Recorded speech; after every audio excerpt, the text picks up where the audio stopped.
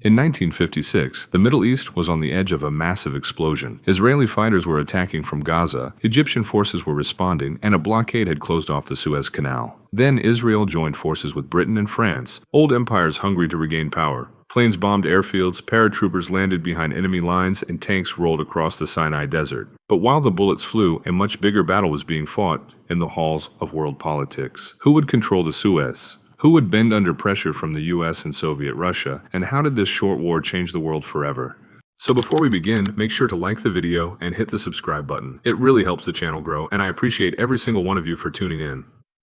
The 1948 Arab-Israeli War had left the region shattered. Hundreds of thousands of Palestinians were forced to flee their homes. Many settled in refugee camps in Gaza, living in overcrowded, harsh conditions. From these camps, Palestinian fighters, known as Fedayeen, launched raids into Israel, targeting towns and border settlements. Israel responded with military strikes, escalating violence along the frontier. At the same time, a new leader was rising in Egypt. Gamal Abdel Nasser, a charismatic and ambitious officer, promised to restore Egypt's pride and assert its independence. Nasser's vision was bold: to unite the Arab world, resist Western influence, and strengthen Egypt's position in the Middle East. His rhetoric and policies quickly made him a symbol of Arab nationalism, but Nasser's ambitions worried the West. Britain and France had long controlled major parts of the region's economy and politics, especially the Suez Canal, a critical route for European oil and trade.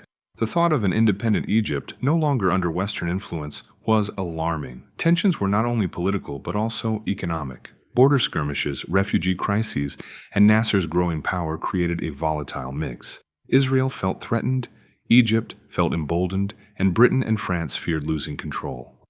By 1956, the stage was set for a confrontation that would shake the Middle East and involve the world's greatest powers. On July 26, 1956, Gamal Abdel Nasser made a bold move that shocked the world. He nationalized the Suez Canal. Overnight, the lifeline of global trade and a crucial route for Europe's oil supply came under Egyptian control. For Britain and France, it was a nightmare.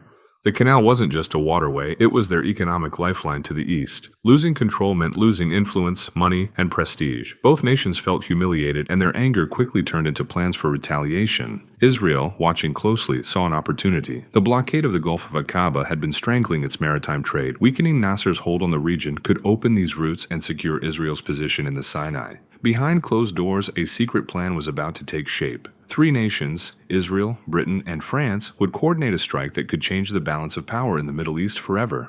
Behind closed doors in Sèvres, France, a shocking secret was being forged. On October 22, 1956, representatives from Israel, Britain, and France met in complete secrecy. The plan they drew up would change the Middle East forever. Israel would launch a full-scale invasion of the Sinai Peninsula. Then Britain and France would step in, officially they claimed, to protect the Suez Canal and enforce a ceasefire. But in truth, it was a carefully staged operation, an alliance built on deception, hidden from the eyes of the world. The betrayal was clear. The world would be told one story, but the truth was far darker. A war would unfold not just over territory, but over influence, pride, and power. The stakes could not be higher.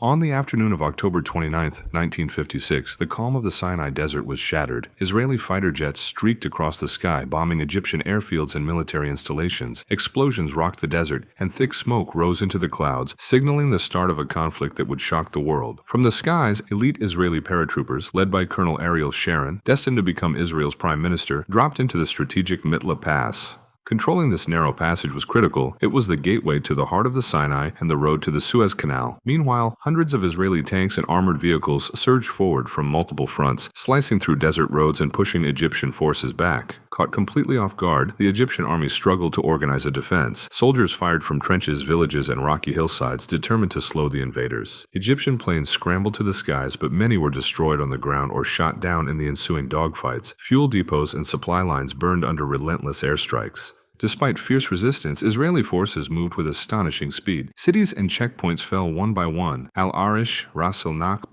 and Mitla Pass were captured. Along the Gaza coast, clashes with Egyptian troops and Fedayeen fighters were intense, with street-to-street fighting leaving scars on both land and people. By the end of the first days, it was clear Israel had gained a deep foothold in the Sinai.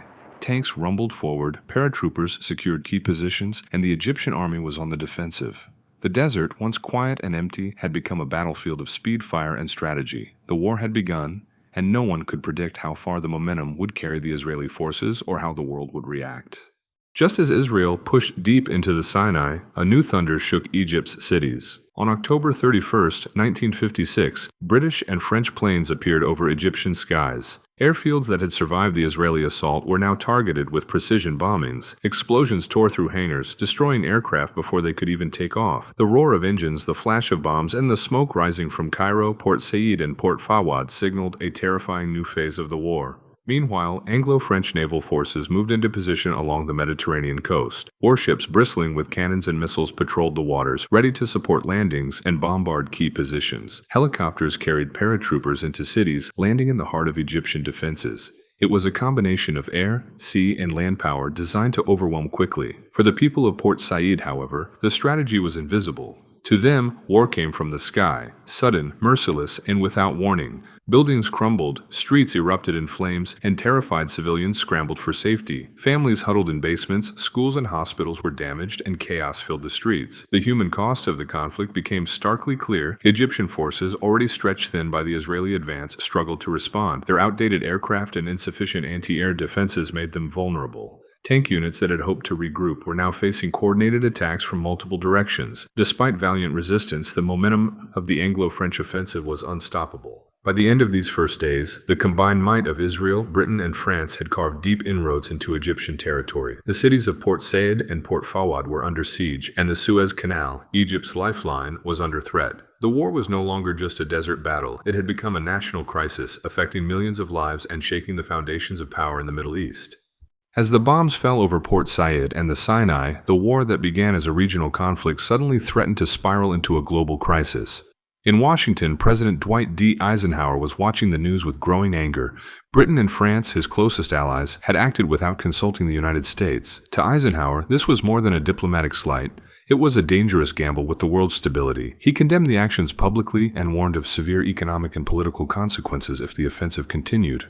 Meanwhile, across the Iron Curtain, Soviet Premier Nikita Khrushchev was seething. Moscow threatened Britain and France with direct intervention and even hinted at nuclear retaliation if they did not withdraw their forces. The tension was palpable. The world teetered on the edge of a potential superpower confrontation. The United Nations, sensing the urgency, convened emergency meetings. Resolutions demanding an immediate ceasefire were tabled, but Britain and France, emboldened by their initial successes, vetoed these attempts, claiming they were protecting international interests and maintaining order around the Suez Canal. For the first time, it became clear that the Second Arab-Israeli War was no longer just a battle over territory. It was a test of global power. Every move, every threat could ignite a chain reaction that might engulf not only Middle East, but the entire world. The tide turned almost as quickly as the war had begun. Facing immense pressure from the United States and the United Nations, Britain, France, and Israel were forced to halt their advance. The initial military victories that had seemed so decisive now turned into political humiliation. In December 1956, the United Nations acted decisively, deploying the first-ever UN Emergency Force, UNEF, to the Sinai Peninsula. Their mission: oversee the ceasefire, separate the armies, and ensure that the Suez Canal, the lifeline of global trade, was cleared and reopened safely. By March 1957, the canal was fully operational again, and the foreign armies had withdrawn. Israel retreated from the Sinai and Gaza, returning the territories to Egyptian control. What had started as a swift and brutal strike to assert dominance had ended with an international reminder: even the strongest armies are powerless without the backing of global diplomacy. The message was clear. Military victories can be fleeting, but the world watches closely, and political pressure can turn triumph into defeat in a matter of weeks.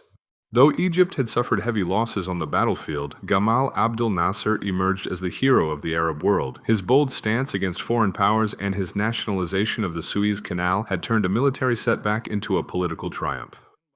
Across the Middle East, Nasser's popularity soared, inspiring Arab nationalism and pride. Britain and France, once dominant global powers, faced international humiliation. Their inability to act without U.S. approval revealed the limits of their influence and accelerated their decline on the world stage. Israel, while achieving impressive military gains in Sinai and Gaza, faced global criticism. The occupation drew the attention of the UN and the U.S., highlighting that military victories alone could not secure long-term strategic advantages. Most importantly, the Suez Crisis reshaped the Middle East geopolitical landscape. The United States and the Soviet Union emerged as the primary powers in the region, asserting influence over Arab-Israeli affairs. The stage was set for the next confrontations, with Cold War tensions now entwined with local conflicts. In short, the war showed that politics and diplomacy often matter more than bullets and tanks. The Suez Crisis was more than a simple war over land or resources. It marked the fall of old European empires and the rise of a new world order, where global powers like the United States and the Soviet Union called the shots in the Middle East. But who really won this crisis? On the battlefield or in politics? Was it Israel, Egypt, or the forces of diplomacy that shaped the outcome? Let us know your thoughts in the comments below. And stay tuned. In our next episode, we'll dive into the Six-Day War of 1967, a conflict that shocked the world and changed the Middle East forever. And while you are there, don't forget to hit the subscribe button and thumbs up. It really helps us keep going, and I really appreciate all of you for tuning in. I will see you in the next video where we will uncover the 1967 Arab-Israeli War.